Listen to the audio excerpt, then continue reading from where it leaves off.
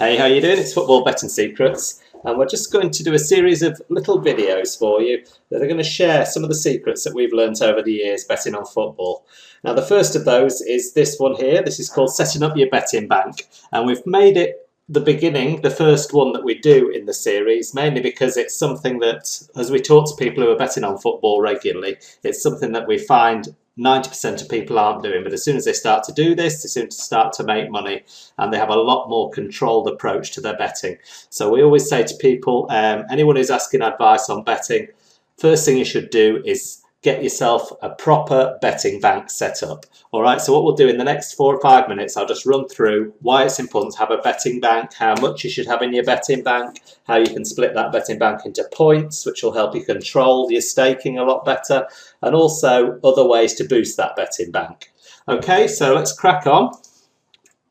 The importance of having a betting bank. As I say, we speak to an awful lot of people every day via email, on the phone, all about their betting on football. And the one thing that we always say to them is, what's your betting bank? What's your betting bank amount? How have you got it set up? Is it in a separate bank account altogether from your day-to-day money? And all these things are very important. So what we just thought we'd run through quickly the 3 reasons that we feel when you're betting on football why you need to have a betting bank set up.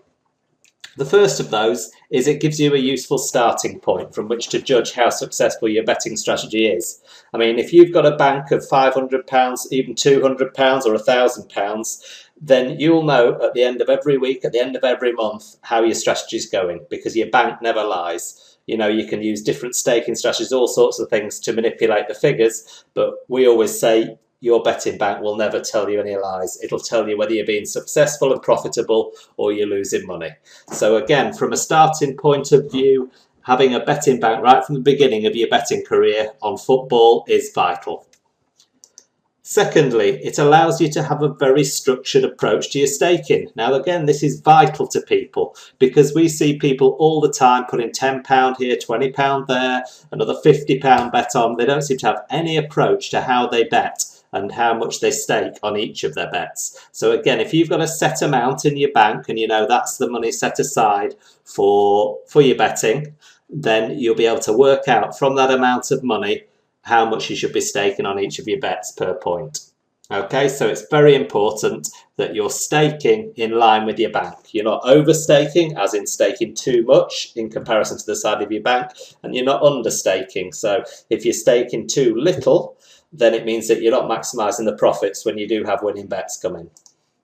And the third thing is a very psychological reason. And again, I'll go into in another video that we'll prepare. I'll do a bit of a video on the mindset that it takes to become a successful and profitable bettor on football. However, the psychological benefit of having that money separate from your day-to-day money, it can never be underestimated. I mean, we again see a lot of people who are borrowing money that they should be buying food with, that they should be going towards their mortgage, towards their rent, and they're using some of this money to bet with.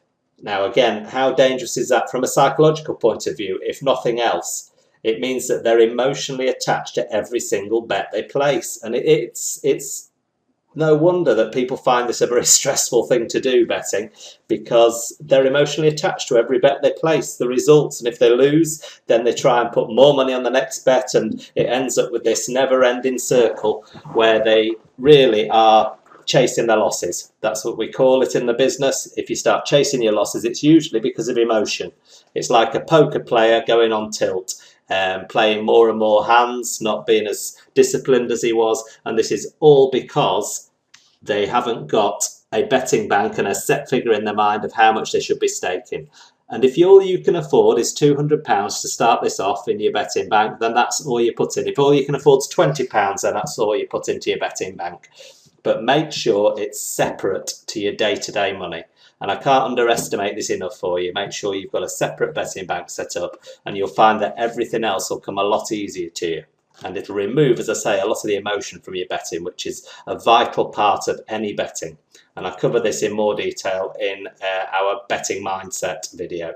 But as I say, just As far as your betting bank goes, make sure you get a sum of money and put it in a separate bank account, and then from that bank account split it amongst a number of bookmakers, amongst the betting exchanges, however you want to share it, split it out, but come up with a figure that you can afford. Okay?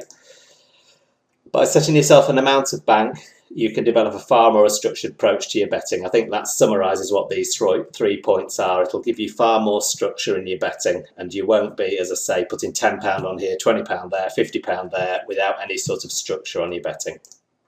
So what size betting bank should you use? And I think you've seen that I've covered this really in that first part. The first point you've got to consider is how much can you comfortably afford? You know, do not stretch yourself. Just first of all, when you're starting off, get yourself a figure in your mind that you can comfortably afford. And people always say only put what you can afford to lose, because there's going to be losing runs and winning and profitable runs in betting. It's all part of it. So you need to have in that betting bank enough to absorb any losing runs and make sure you're there to make the profit when the winning bets come in as well. So again, you need to get this figure in your mind and put that in a separate bank account. What are your goals? Again, are you looking at this as a small part-time income? Do you want just to make yourself another £30–40 a day or £30–40 a week? Do you want to make a full-time income out of this? Are you looking for £100–200 a day? Are you looking for £1,000 a week? You know, what are your goals? Be very clear with what you want to do and why you're betting and why your football betting's coming around, okay? Because we'll share a lot of different ways with you to make money from your football betting and to find angles that will help you become profitable in your betting. However, you need to have clear in your mind what your goals are, because that'll again affect how much you're comfortable with in your bank and also how much you're comfortable with staking. How much experience do you have? Are you totally new to this, or have you been around the football scene for a while? And actually, we find that people are coming into this totally new tend to do better because they don't have any of these preconceived ideas about things. They tend to learn things correctly from the start. They set up their betting bank, they know their staking size, they know exactly what strategy they're trying to develop. You know, they're going to try and back some football bets, they're going to try and do some trading, they're going to try and do some in-play betting. All these things can all be taught to people who are new to the business and new to betting on football. However, people who've been around 10 or 15 years often have set opinions and set reactions to things. So, you know, it's very hard to break that cycle if you've got into bad habits, which a lot of people do in this business. They get into quite bad habits and you need to break that. So again, how much experience do you have?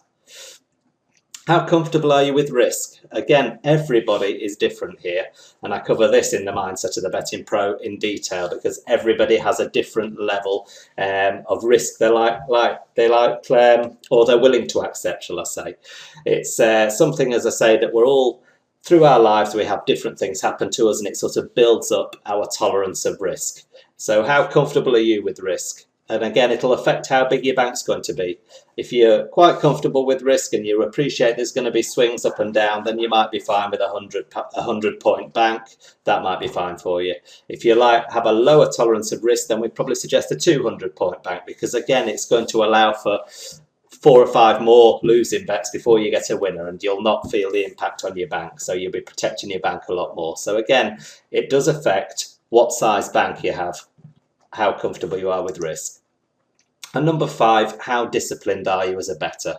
Are you one of those people that will stick rigidly to your betting strategy day in and day out? Or are you someone who will, yes, will stick to the main bets that you've got each day, but then they'll go off and do their own thing as well? Because again, if you don't have that discipline to stick to your betting strategy religiously, then again, it's going to be hard, and you need a bigger betting bank to absorb the fun bets or the non-researched, the low-researched bets that you just place. So again, you've got to be honest with yourself on that. So here I've tried to give you a bit of an idea of what bank size and what staking size you'd be using. So if you only had a £200 bank, you'd probably split that down. If you're looking at a 100-point bank, for most people that's more than enough. you'd be looking at £2 stakes. So 1 point win bets, things like that, would be £2 per point. If you had a £500 bank, it'd be 5, £1,000, 10, 2,000, 20, 5,000, 50. So all of that is based on a 100-point bank. Now a 200-point bank obviously gives you a lot more margin for error. You've got a double-sized bank in effect. However, you're staking lower, so you're not going to be making as much on each of your winning bets. So it's again the balance against what profit you make on winning bets against protecting your bank from losing bets. So again, where do you fit into this? You know, are you someone who's happy with a 100-point bank, or would you prefer to have a 200-point bank? Again, get all this clear in your mind as you set off at the start, and it'll make your betting career far smoother. Sorry. Power of compounding. Now, I like people to understand this because it shows if you have a very disciplined and structured approach to your betting, what's achievable. Money management, as I say, is a vital thing in any form of betting, but it's because compounding works so well. So even with a small bank of £200, suppose you set yourself a goal of increasing this bank by 5% a day, and you'd expect with most of the strategies we're going to share with you over the coming weeks, coming months, that you'll exceed that. You should be exceeding that. You should be making 6, 7 to 10% of your betting bank each day back in profit. There'll be some losing days, of course there will, but that's what you want to average. So if you were doing that 5% increase on your bank, how would it look over the first 3 weeks of betting? Day one, £200. Obviously 5% of £200 will give you another £10. So day two, you'd have made £10 on day one. Day two, you'd have 210 in your bank. Now obviously each day you're going through the first week, you're increasing your bank by about 5% each day, because what's happening is that your staking's increasing slightly as well. So your percentage here is going up as the bank increases, so do your stakes slowly increase. So this is how compounding works. So you can see as it goes through the 2 weeks how your £200 bank by the end of day 14 is at 377. Now day 16 is a very interesting day, that's why I've highlighted it here, because by day 16 you've now doubled your bank.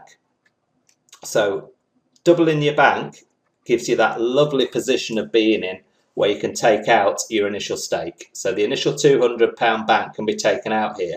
Now a lot of people will leave it for the first couple of months, leave their money in there and just keep it in there so they can keep their stakes increasing and just keep the profit rolling in. However, if you're again more cautious, you're less averse to risk, then it's a lovely feeling to be able to take the money out and know from there on you're basically working with somebody else's money. So if you took your £200 out there, obviously you're back to day two again, more or less. But then from there, it should work on. Now, again, what we're not saying here is, sorry, I'll just get back to that. What we're not saying here is that this is what happens to everybody every 3 weeks, because everybody bets at different times of the week. Some people won't bet every single day. Some people will just bet at weekends, if the Premiership's on. A lot of people will just bet on Saturdays, Sundays and Mondays when the big matches are on. With the Euros, again, with the Champions League and the different competitions running in Europe, you can bet through the week. But again, some people don't want to bet on the Champions League games. So it all depends, again, what type of person you are. Everyone's going to develop a slightly different approach to this, a slightly different betting strategy. And as I say, it's quite understandable that some people will just bet 2 days a week. So obviously, if you're betting 2 days a week, then this is all going to take a lot longer. Another tip that I'll give you, and it's something we cover quite a lot on the site, is getting free money from the bookies, getting a hold of all these free bets that the bookies offer, and also with the main bookies. And you'll find that the lucky 7 that we always recommend to people to get involved with first of all are the big boys, because they offer so many decent in-play bets. They offer a lot of special bets at weekends. The World Cup's on at the moment, so they offer a lot of special bets for the World Cup as well. So really, we'd always say get involved with that top 7 first. And what we've done on the site, if you have a look on the website, you'll see at the end of the navigation bar here is a free bets area. Just click into there and you'll see that we've put our top 7. and the people that offer the best rewards as well. £200 free bets here from Bet365. Paddy Power's got a £200 free bet. Ladbrokes has got a £100 free bet. Bet Victor's just reduced theirs actually from £100 to £50 free bet. Sky Bet, Betfred and William Hill, even though they're not big free bets here, you'll find that you'll get very good odds from Betfred and William Hill, so they're worth having accounts with. And all you have to do is click on any of these logos or any of the links above the logos, and it'll take you straight through to sign up with them. So there's Paddy Powers. Click on that, it'll take you straight through, and you can sign up here. Football odds, again, you can just create an account and get going with them. So really, all of those are set up the same. Ladbrokes again. I think they've just got they've got their World Cup offer at the moment, but it's nearly always a £100 free bet with Ladbrokes. So again, you can see there, what have we added this up to be? £680 worth of free bets just from those 7 bookmakers. So click on that link on the website under free bets and go in and set up an account with each one of those, and place a minimum deposit into each of their accounts, so £25 in each or £30, £40 in each of the accounts that you open, and then take advantage of these free bets. It'll make such a difference to your betting bank because it adds all this free money into the bank, which is so useful down the line. So get those 7 up first of all, and then I'll share with you some other ideas how you can take advantage of the betting exchanges as well. Okay, so as I've said in here, there's lots of specials on offer for the Premiership, for the Championship. We've got our free bets page, as I've just shown you, on Football Betting Secrets. So head over there after watching this video and open that up. And also, as I say, just make sure that you take advantage of those free bets, because there's nothing better than winning a nice big bet with somebody else's money, with the bookmaker's money. So, okay, let's summarise what we've covered in this video quickly. First thing, set up your initial betting bank and ensure that it's separate from your day-to-day money. Number 2, only use an amount that you can afford to avoid. To avoid emotional attachment. And again, we've talked about emotional attachment and why, if you're using money that should be buying your food or paying your mortgage or rent, why there's such a strong attachment to every bet you place. And it's not a healthy position to be in, is that? Use the power of compounding to build your bank slowly but surely over time. Again, by being very disciplined, you can see how your bank can grow. And we're not here saying that this is going to be any get-rich-quick scheme or you'll make hundreds of pounds a week straight away. If you started with a small bank, your whole aim is to build your bank slowly and increase your stakes. Okay, that's all you concentrate on. Stay very disciplined, very focused on that one thing. And you'll look back after 3 or 4 months and see how your bank's grown from those small starting points. Number 4, as soon as you've doubled your bank, take out your initial investment. And we're saying this as a rule of thumb, but everybody's going to want to do this differently. We just feel that it's a lot nicer feeling to have your initial investment back and know that you're using all the winnings from there on to stake with. Break your bank down into points, and again, a minimum of 100, preferably 200 point bank's ideal. And take advantage of those lucky 7 bookmakers on our website. Go into free bets and grab the free offers there. Okay, well, I hope that's helped you. As I say, you know the website, footballbettingsecrets.co.uk. You'll see we share lots of advice on there. I'm working on lots of new content and lots of new videos that we're working on to give you some free training on your betting. We're sharing a lot of the resources that we use as well on personally. A lot of the friends we've got in the business who are really top tipsters who can help add to your own tips. So obviously we recommend that people learn how to find their own angle, their own betting strategy, but we always say mix in a lot of these good tipping services. I know there's a lot of rubbish out there, but there's also some very reliable, solid tipsters who over years will make you money, over months they'll make you money. So make sure you have a look at those, give them 2 or 3 months. If they're no good, get rid of them, find a new one. That's how we've done it, and we'll share 1 or 2 with you over the next few days that we've used for probably about 8 or 9 years now, and they've worked out very profitable. So again, make sure you have a look at them, see if they fit into your betting strategy. If they do, then add them and give them a good go. Also follow us on Twitter at footballbet_pro. And like our Facebook page, we have misspelled that, apologies, facebook.com/betting-secrets / football betting secrets. Like that page, because on Twitter and Facebook we often share new content that's just gone up on the site. So again, it'll alert you very quickly to what we've put up there. Okay, so thank you very much for that, and we'll talk to you soon.